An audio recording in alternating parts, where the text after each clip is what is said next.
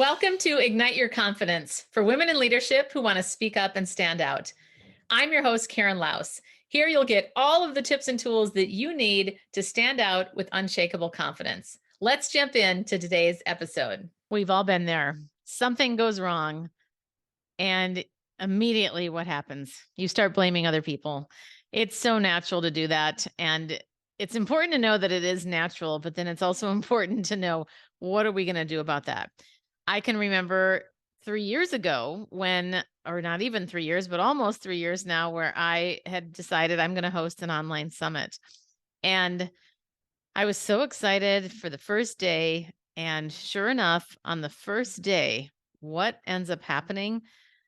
People are emailing me saying, I can't get in. The email won't go through. And I'm thinking, what the heck is wrong?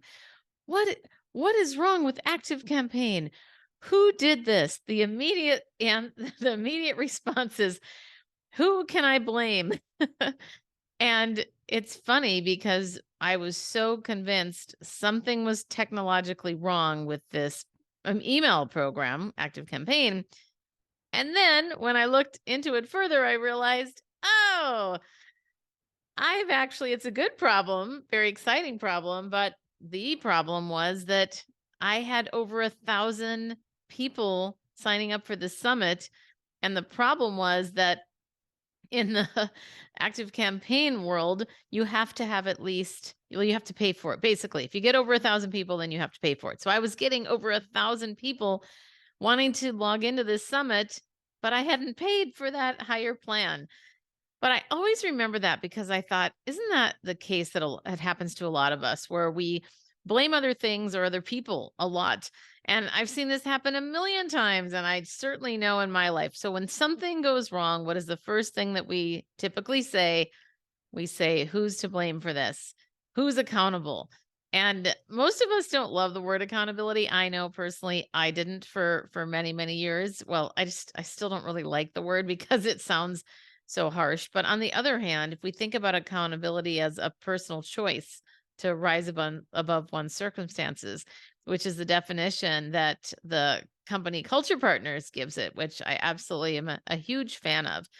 And the thing is, first, there's really two main steps. So, the first thing that I want to talk to you about today is what happens and the natural tendency to blame situations or to blame things. We'll talk about that for a little bit, but most of our time is going to be spent on the second part, which is about finding a solution.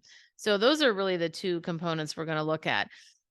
So, if we think about the natural inclination or human tendency to blame other people's, this is something that we picked up from our parents as kids. It's a natural inclination. And so many people say words like, well, they did this to me, and I can't believe they did that.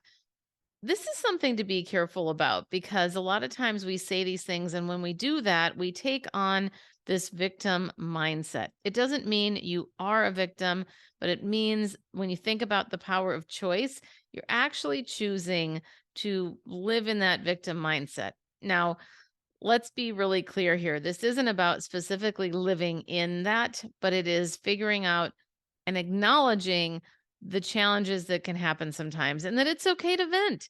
It's natural to vent. Call a friend, give a shout to someone where you go, you know what? I need to talk about this. This went wrong and it's really frustrating to me. I've spent so much time on this or that and the other, and I want to vent with you about it. So that's the first thing to keep in mind, that it's okay to vent. It's also something like even thinking about in traffic, blaming other people. Oh, I can't believe that person cut me off. And yet, when we cut someone off, we justify it and make an excuse or a reason for why it was a logical thing to do. But the point is here to be aware of when you are blaming others or you're blaming situations for something that maybe wasn't so right to blame someone else. But here's the deal, we all play the blame game. The bigger question is, what do we do about it? So, for those of you that are managing teams, you know this person. There's always somebody that's saying they did this or they this, and it's such a focus on things outside of their control. And that's the big thing that we want to shift to in this episode is talk about, well, what are the things that you can control? And so I have actually got a few steps that you can take to think about. And this is 5 specific things that you can ask yourself related to situations that have gone wrong. And we've all been there. We've all had that situation where we go, "Oh my gosh, what happened? How did this happen?" We want to dive into it a lot of the times. And sometimes it can be helpful to dissect what went wrong, what happened. Let's look at this. But one of the best pieces of advice that I received once is to put the almost act like you're putting the problem on the table and you and the person are talking about the problem rather than looking at the person or the institution as the problem. Think about, here's the problem, let's talk about this and find a solution. So again, first step, recognize that it's okay to vent and to be upset. But then the second step here is where we're going to spend the bulk of our time, which is about how do you look for a solution. So the first thing is, the biggest question that I would ask you to ask yourself, even if it feels like, this doesn't seem like the right question, especially if you're convinced that it was somebody else's fault. Now, even if you are convinced that it was somebody else's fault, that doesn't mean that you should still be focused on blaming someone else. So the first question is, what do I need to own? What is my part in this? And that is one of the most powerful questions that you can ask yourself. Look at where you might have contributed to the problem. Where might you perhaps might not have been as clear as you had wanted to be? Maybe you didn't even realize that you didn't say something, or you thought you were clear but you weren't. And this takes humility. It really does. It takes humility to be able to look at yourself and go, what do I need to own in this? The second question is, how did I contribute to this? When we can look at it's very similar, but it's looking at, okay, what were the situations? Huh. In my example to you about active campaign and that summit, how did I contribute to it? Well, I didn't remember that you had to pay for more subscribers if you got over 1,000. I didn't remember that. Somewhere it was in the fine print. I kind of remembered it after I read the fine print again, but I could have looked into that more. The truth is, and here's my reason, it never occurred to me that I would get over 1,000 people to join that summit, but that's an excuse. We don't want to be making excuses. It's good to look at reasons, but we also don't want to live there. And if we focus too much on excuses, then we are not going to be moving forward and getting past just blaming things. Because here's the other problem about sitting in that blame game, pointing fingers at other people, or saying, well, that I didn't own that, or wow, I did my part. They just didn't do theirs. The problem is that continues to fester and we can continue to be more bitter. We can be more frustrated. And there's nothing that happens there as far as moving forward. We're just going to be stuck. So, again, first question, what do I need to own? Second, how did I contribute to this? And then the third one is, what am I going to do now? And within this question, there's really two potential responses. You're either going to respond or you're going to react.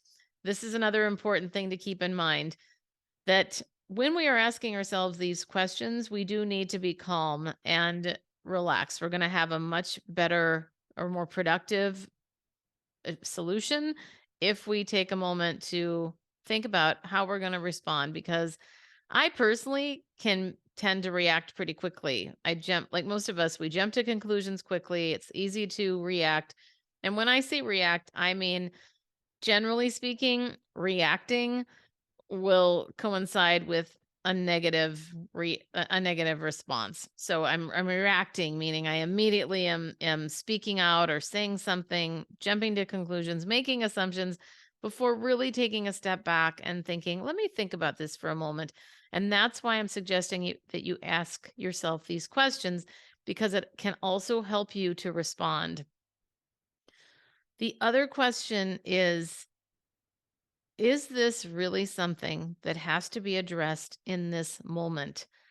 This is a question that I have to ask myself a lot because you know how it is. You're going about your day and then something throws you off, something happens, and suddenly, because there's so much energy there, or you're frustrated or you're mad, you want to immediately conquer that thing.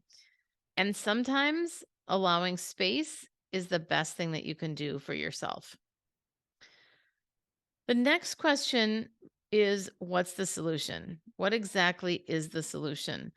And this is where you want to be thinking about, well, who could I ask to contribute to that? What suggestions might other people have? Brainstorm for yourself what the solution is to move forward, proposing a solution.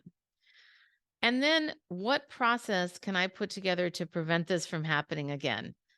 What went through the cracks? What happened? And that is important to look at, to know what can I do differently, or if this is something that's recurring, okay, let's make sure we put a process in place so this doesn't slip through the cracks again. And when we do that, we're going to be much better at finding a solution. I will tell you that my favorite above all question, and this is your bonus question, which is similar to the others, but this is the best question that I have found to help myself get out of that frustration, blame game feeling, as well as helping your team get out of it. And that is simply to ask the question, what can I do? And if you're in a team, you could say, what can we do? But it's also important to remember that sometimes when people say we, they really mean you. And as a leader in particular, we want to make sure that we are looking at ourselves going, okay, what can I do?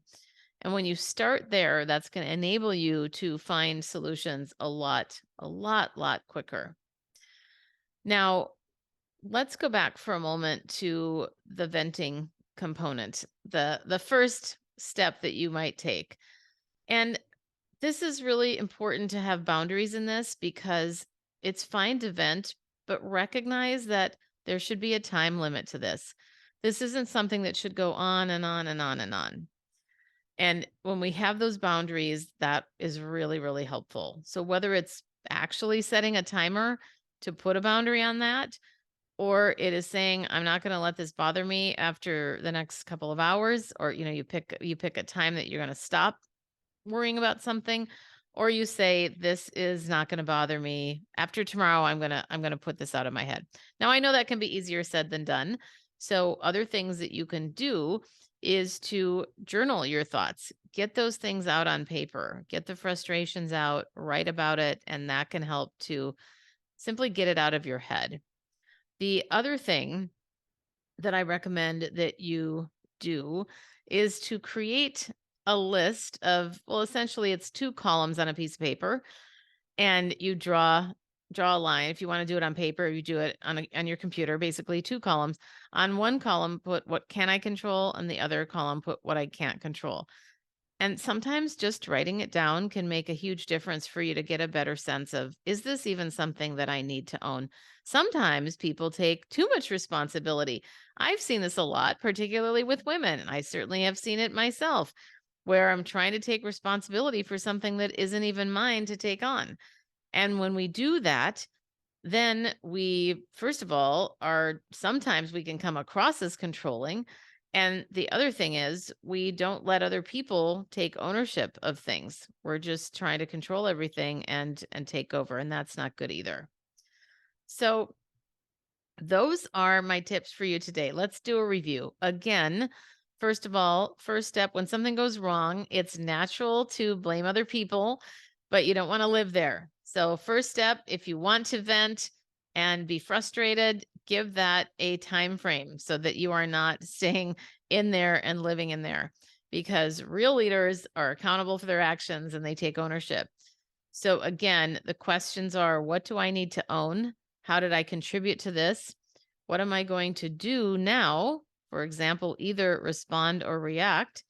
What's the solution? What process can I put together to prevent this from happening again? And then my favorite is, what can I do in general? And I know that that is baked into some of the other questions, but that is the simplest thing that I would say to help you and to help your team get above the mire and the mud and the muck and move on to solutions so that you can stop playing this blame game and stop worrying about they and them and focus on I. Focus on I. What can I do? And the more that you can do that, the much more, first of all, much better leader that you're going to be. And you're going to be much more focused on getting to the solution because we can't control other people. No matter how hard any of us have ever tried, we cannot control other people, but we can certainly control ourselves.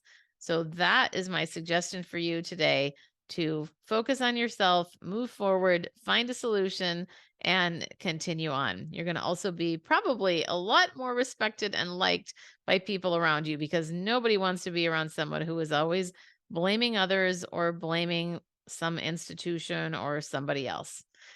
So, on that note, folks, always remember that I am here to support you in any way I can to be a confident communicator. And as a reminder, if you're looking for a speaker for your next event, I would love to talk to you or someone else. I'm also on a mission, as you may know, to eradicate self-doubt in 10 million women. And I have opportunities for any company to be an ambassador. There are 3 different ways that you can be involved and help to elevate and advance women. I would love to talk to you if you're a business owner, and we can chat about how you can help be a part of it. Have a wonderful rest of your day, evening, or whatever time of day it is for you. And that's a wrap of another episode of Ignite Your Confidence. I'm your host, Karen Laos. Thank you so much for listening. If you loved today's episode, please subscribe and leave a review. It helps other people find the podcast faster, and it certainly helps me. If you're interested in more tips and tools around confidence, please join me over in my Facebook group called Ignite Your Confidence with Karen Laos. Remember, you too can stand out with unshakable confidence.